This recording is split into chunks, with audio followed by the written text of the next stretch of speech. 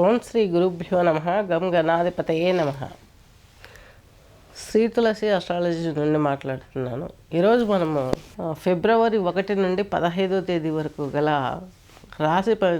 ద్వాదశ రాశుల గోచారం తీసుకున్నట్లయితే ప్రధానంగా ఈ 15 ఫిబ్రవరి 2025 నుండి ముందుగా ఒక్కొక్క రాశిలో ఏ రాశిలో ఏ గ్రహం ఉంది. బృహస్పతి వచ్చేసి మీకు వృషభ రాశిలో ఉన్నారు. ఈ యొక్క కుజుడు వచ్చేసి మిథున రాశిలో ఉన్నారు. ఈయన మీకు నెక్స్ట్ రవి భగవానుడు వీరందరినీ తీసుకున్నట్లయితే రవి బుధులు వచ్చేసి మకర రాశిలో ఉన్నారు. నెక్స్ట్ వచ్చేసి కేతు వచ్చేసి మేషరాశి వారికి మీకు ఈ యొక్క కన్యా రాశిలో సంచరిస్తున్నారు. నెక్స్ట్ వచ్చేసి రాహువు శుక్రుడు వచ్చేసి మీనరాశిలో సంచరిస్తున్నారు. చంద్రుడు శని వచ్చేసి ఈ యొక్క మకర రాశిలో సంచరిస్తున్నారు. ఇది ఈ గోచారంలో ఉన్నటువంటి ఈ గ్రహాల యొక్క గమనం. ఈ గమనాలన్నింటిని తీసుకున్నప్పుడు మనకు నెక్స్ట్ సింహరాశి సింహలగ్నం తీసుకున్నట్లయితే మకా నక్షత్రం 4 పాదాలు, పుబ్బా నక్షత్రం 4 పాదాలు, అలాగే ఉత్తరా నక్షత్రం 1 పాదం. మీకు వచ్చేసి ఈ యొక్క 15 రోజులు ఎలా ఉంది తీసుకున్నట్లయితే 6వ ఇంట్లో మకర రాశిలో మీకు బుధాదిత్య యోగం ఏర్పడ్డది. మీరు ఏదైనా నూతన పరిచయం బిజినెస్ చేస్తున్నట్లయితే సొసైటీలో మీకు మంచి ఫేమ్ పెరిగే అవకాశం స్పష్టంగా గోచరిస్తుంది. ఈ యొక్క ధనలాభం బాగుంటుంది. రుణ ఒత్తిళ్లు తగ్గించుకోగలుగుతారు. తండ్రి గారి దగ్గర నుంచి మీకు లాభం జరిగే అవకాశం ఉంది. నెక్స్ట్ వచ్చేసి బృహస్పతి మీకు దశమ కేంద్రం వీడి లాభస్థానంలోకి రాబోతున్నారు. ఈ గమనంలోనే మీకు ముందు నుంచే సెన్సింగ్ తెలుస్తుంది. మీ ఇంటి పరిసరాలు కావచ్చు, మీ మ్యారేజ్ విషయాలు కావచ్చు, సకలం మీకు పాజిటివ్గా ఉంది అనేసి. ఇందులో నెగటివ్ ఏంటి చూసుకున్నట్లయితే రాహువు కొంచెం అష్టమంలో ఉన్నాడు. ఆయన సప్తమానికి వస్తే మరలా మార్చి 29న అప్పటి నుంచి ప్రాబ్లమ్స్ కొంత తగ్గే అవకాశం ఉంటుంది. అష్టమానికి వచ్చినప్పటికీ రాహువు కూడాను ప్రాబ్లం చేస్తాడు అనుకుంటే అటువంటి అవకాశాలు ఏమీ కనిపించట్లేదు. అష్టమ శని దోషం ఉన్నది. ఆయన మీనంలోకి వెళ్ళిన తర్వాత మీకు మంచి అవకాశాలు ఖచ్చితంగా వస్తాయి. ఇక మీకు ప్రధాన ప్లానెట్ ఏంటి? కుజుడు. ఈయన అష్టమంలో ఉన్నాడు. మీ రాశాధిపతి మీకు చతుర్థ కేంద్రాధిపత్యం, చతుర్థం కేంద్రం కోణం యొక్క మేషరాశి. చతుర్థాధిపతి కోణాధిపత్యం ఒకే గ్రహానికి వస్తే ఖచ్చితంగా యోగించే అవకాశాలు స్పష్టంగా ఉన్నాయి. కాబట్టి మీకు ఈయన లాభంలో ఉన్నప్పుడు కుజుడు ఖచ్చితంగా మాతృసౌఖ్యం ఉంటుంది. కొత్త విద్యలు నేర్చుకుంటారు. దైవిక సంబంధమైనటువంటి విద్యలలో దూసుకుపోతారు. మంచి దైవభక్తి పెంచుకోగలుగుతారు.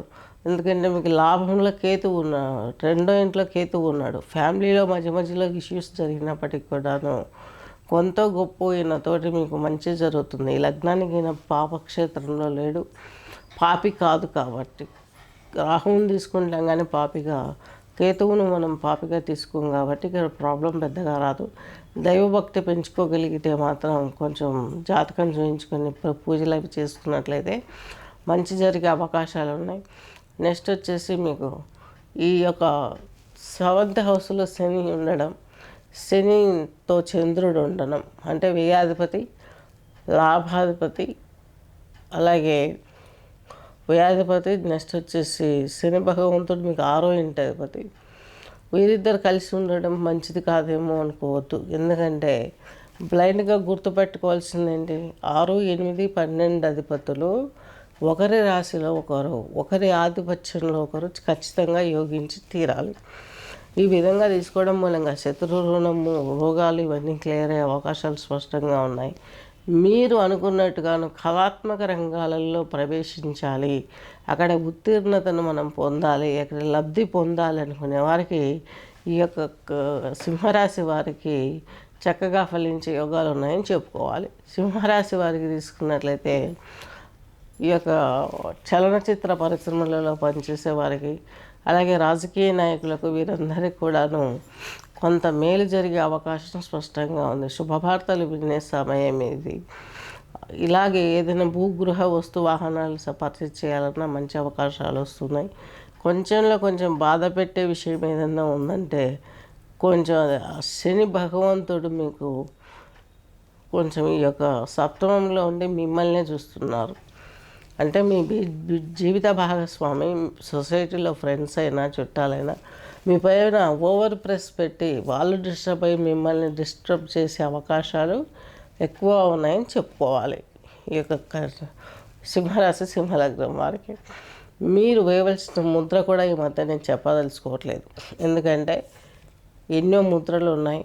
ఒక పర్పస్కి చెప్తే, ఒక రాశికి చెప్తే ఆ రాశిలో ఉన్నటువంటి నక్షత్రాలు 9 నక్షత్రాలు 30 డిగ్రీలు, వీటల్లో అందరికీ ఈ ముద్ర సరిపోతుందనడానికి వీల్లేదు.